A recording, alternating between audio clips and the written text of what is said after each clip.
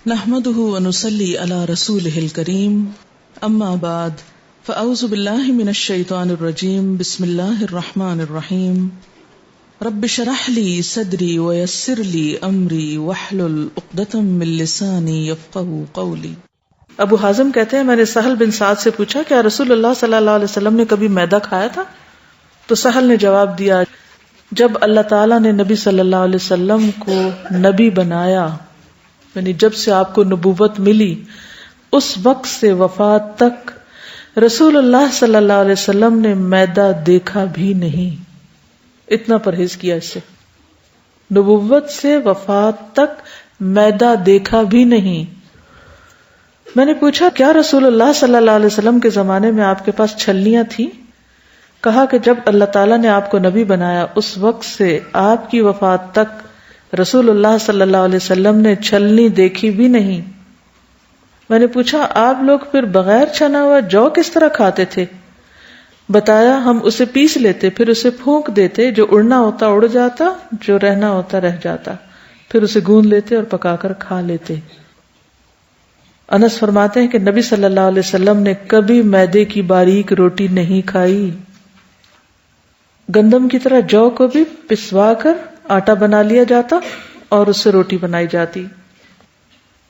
ابن عباس کہتے ہیں کہ نبی صلی اللہ علیہ وسلم کئی راتیں مسلسل اسی طرح خالی پیٹ گزار دیتے کہ اہل خانہ کو رات کا کھانا نہیں ملتا تھا، اور اکثر انہیں کھانے کے لیے جو کی روٹی ملتی تھی، گندم کی نہیں، اور میدا تو بہت دور کی بات۔ ابو امامہ کہتے ہیں کہ رسول اللہ صلی اللہ علیہ وسلم کے گھر میں کبھی جو کی روٹی بھی بچی نہ رہتی تھی، یعنی اتنی نہیں ہوتی تھی کہ بچ جائیں، اور ہمارے عام طور پر لوگ کیا کرتے ہیں، کھاتے کم ہیں اور باقی چھان بورا بیچتے رہتے ہیں۔ تنوری روٹی، ام ہشام بنت حارثہ کہتی ہے کہ ہمارا تنور اور رسول اللہ صلی اللہ علیہ وسلم کا تنور 2 سال یا 1 سال یا اس کا کچھ حصہ تک ایک ہی تھا، یعنی ہم ایک ہی تنور میں روٹی لگاتے تھے۔ انس بن مالک فرماتے ہیں کہ ام سلیم نے نبی صلی اللہ علیہ وسلم کے لیے روٹی تیار کی اور اس میں کچھ گھی بھی لگایا، پھر کہا نبی صلی اللہ علیہ وسلم کی خدمت میں جاؤ اور انہیں بلا لاؤ۔ روز گھی لگی روٹی کھانا آپ کا معمول نہیں تھا۔ اب ہماری غذائی عادات اور نبی صلی اللہ علیہ وسلم کی غذائی عادات میں کتنا فرق ہے؟ طاقتور کون زیادہ ہے، صحت مند کون ہے؟ وہ تھے یا ہم ہیں؟ یس۔ آپ کا کیا خیال ہے جس ملک میں ہم رہتے ہیں ہر گھر میں پراٹھے پکتے ہیں؟ پکا سکتے ہیں؟ افورڈ کر سکتے ہیں؟ مثلا ایک مزدور کی جو سرکاری سطح پر آمدنی ہے وہ کیا ہے، 8,000، کہ اس سے کم ویجز نہیں دیے جائیں گے، سب کو 8 بھی نہیں ملتی۔ ایک گھر کا مرد اگر 8,000 یا 10,000 کما کے لاتا ہے، ان کے لیے تو آٹا پورا کرنا بھی مشکل ہے۔ وہ مکان کا کرایہ دے گا، وہ بجلی کا بل دے گا، وہ گیس کا بل دے گا، وہ کیا پکائے گا اور کیا نہیں پکائے گا۔ اگر 2-3 بچے بھی ہوں تو وہ کس طرح جیے گا؟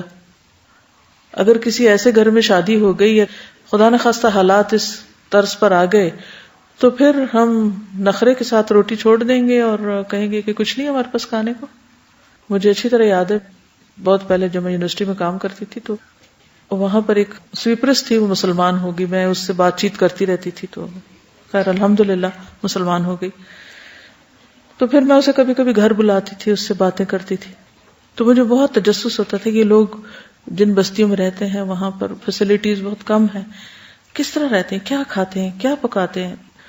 تو میں اس سے اکثر پوچھتی اچھا آج کیا پکایا، تم نے کیا کھایا۔ اور ویسے بھی ایک ایوریج مائنڈ کے ساتھ اگر آپ نے کنیکٹ کرنا ہے اور آپ نے اس کو اسلام کی دعوت دی ہے، مسلمان ہوگی، تو تھوڑا ایک تعلق رکھنا اور حالات جاننا بھی ضروری۔ تو اکثر بتاتی تھی کہ مرچیں دہی میں گھول لیتے ہیں، اگر دہی نہ ہو تو پانی میں گھول کے روٹی کے ساتھ لگا کے کھا لیتے ہیں، اور کبھی کہتے تھے آٹا بھی نہیں ہوتا تو صبر کر لیتے ہیں۔ تو ایک یہ ہے کہ ہم صرف لذتوں میں جئیں اور پھر حرام حلال کی پرواہ نہ کریں۔ آج آپ کسی دفتر میں چلے جائیں، رشوت کے بغیر کام نہیں ہوتا، یہ سب کا تجربہ ہے نا۔ چوری، دھوکہ اور فراڈ، یہ چیزیں عام ہیں۔ ان سب کی اگر ریزن دیکھی جائے تو کیا ہے، وجہ کیا ہے؟ لوگ کیوں رشوت لینے پہ مجبور ہیں؟ کیونکہ ان کے گھر میں ان کے بیوی بچے سوکھی روٹی نہیں کھا سکتے، تو انہیں رشوت لے کے گھی والی روٹی کھلانی ہے۔ گھر والے پچھلے سال کا کپڑا اب نہیں پہن سکتے، انہیں نیا کپڑا بنانا ہے اور فیشن کے مطابق بنانا ہے، چاہے وہ ضرورت ہے یا نہیں، ایکسٹرا کپڑا لگانا ہے، وہ کہاں سے پورا کریں گے؟ غلط ذریعے سے آمدنی کمائی جائے گی تبھی نا، تبھی پوری ہو سکتی ہے نا، حلال سے تو نہیں پوری ہو سکتی سب چیزیں. پہلے لوگ کس طرح کام چلاتے تھے؟ جب سبزیوں کا موسم ہے اچار ڈال لیا، کچھ اور آگے پیچھے چیز کر لی، اگر ایسی جگہ رہتے ہیں گائے بکری رکھ سکتے ہیں وہ رکھ لی، اس کے دودھ سے کوئی ملائی نکال لی، کوئی مکھن نکال لیا، اور کچھ نہیں تو لسی. میرا بچپن گاؤں میں گزرا ہے کچھ عرصہ، تو میں دیکھتی تھی کہ وہاں صرف ایک دفعہ دن میں سالن پکتا تھا اور کئی دن کے بعد گوشت والا آتا تھا اور اس سے لوگ گوشت لیتے تھے، اور کوئی ہر روز نہ گوشت ہوتا تھا اور نہ ہر روز سبزیاں اتنی ہوتی تھی. اور لوگوں کا کھانا کیا ہوتا تھا؟ تنور میں روٹی لگاتے تھے اور اگر تھوڑا بہت مکھن اوپر لگایا، ورنہ سادی لسی، نہ اس میں نمک نہ مرچ، کچھ بھی نہیں. روٹی توڑی اور اوپر سے تھوڑی سی لسی پی لی اور اسی طرح کھانا کھا لی، یا پھر تھوڑی سی دہی کے ساتھ روٹی لگائی کھا لی، اور سارا سارا دن کھیتوں میں کام کرتے دکھائی دیتے تھے. ہیلدی، اسٹرانگ، نہ سردی کی پرواہ نہ گرمی کی پرواہ. آج 10 کھانے ہم لوگ کھا رہے ہیں اور ہر وقت بیمار ہیں. تو کیا دنیا میں کھانے کے لیے پیدا کیے گئے اور کھاتے ہی رہنا ہے؟ اور اگر کھانا نہیں ملے گا تو رونا دھونا ہی کرنا ہے اور سارے اعلیٰ مقاصد بھول جانے. کیا ہمیں جینے کے ڈھنگ نہیں سیکھنے؟ کیا ہمیں طریقے نہیں آنے چاہیے کہ اگر ہمارے گھر میں گھی نہیں ہے تو ہم کس طرح بچوں کو بھی بہلا سکتے ہیں، اور طریقہ کیا ہے کہ کم سے کم میں بھی کچھ پکا سکیں. اگر آپ کوئی بھی گھر چائنیز کو رینٹ پر دیں تو وہ اتنا سا بھی مٹی کا ایریا نہیں چھوڑیں گے، کچھ نہ کچھ اس میں اگا لیں گے. ہمارے نیبرہڈ میں ایک چائنیز تھے تو میں نے دیکھا کہ انہوں نے سارا لان ختم کیا اور اس سارے کے اوپر سبزیاں اگا لی. میں نے کہا ہے دیکھنے میں تو یہ بھی بڑی خوبصورت لگ رہی. تو کہتے ہیں کہ یہ لوگ رہتے ہی نہیں ہیں جب تک کہ ساتھ ساتھ اپنی فریش سبزیاں خود نہ اگا لیں. اور مجھے یاد ہے کہ بعض گھروں میں نے دیکھا کہ وہ گھڑا ٹوٹ جاتا ہے نا تو اس میں مٹی ڈال کے اس میں پودینہ، دھنیا اور چھوٹی چھوٹی چیزیں اگا لیتے ہیں، کیونکہ وہ ان کا کچن گارڈن ہوتا ہے. وہیں سے ہی کوئی دہی میں ملایا، کوئی کسی چیز میں ملایا اور گزارا کر لیا، کام چلا لیا، لیکن حرام لقمہ نہیں کھایا. جو گوشت حرام سے بنتا اس کے لیے کیا ہے؟ آگ ہے. اللہ تعالیٰ اس سوکھے میں بھی لذت ڈال دیتا ہے، لیکن جس کے منہ کو حرام لگ چکا ہو پھر اسے حلال میں لذت کہاں سے آئے گی؟ اگر ہم واقعی چاہتے ہیں میری نمازیں قبول ہوں، ہماری دعائیں قبول ہوں، ہماری عبادتیں قبول ہوں، آخرت میں جنت ملے، تو پھر ہمیں صرف ظاہری سنتوں پر عمل نہیں کرنا، اس کے آگے جا کر بھی دیکھنا ہے کہ ہمارا لقمہ جو ہے وہ حلال کا ہے یا نہیں.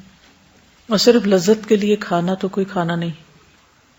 تو ایسے مختلف طریقے سوچئے کہ اگر آپ کے پاس زیادہ آمدنی نہیں ہے تو کن طریقوں سے آپ اپنا پیٹ بھر سکتے ہیں.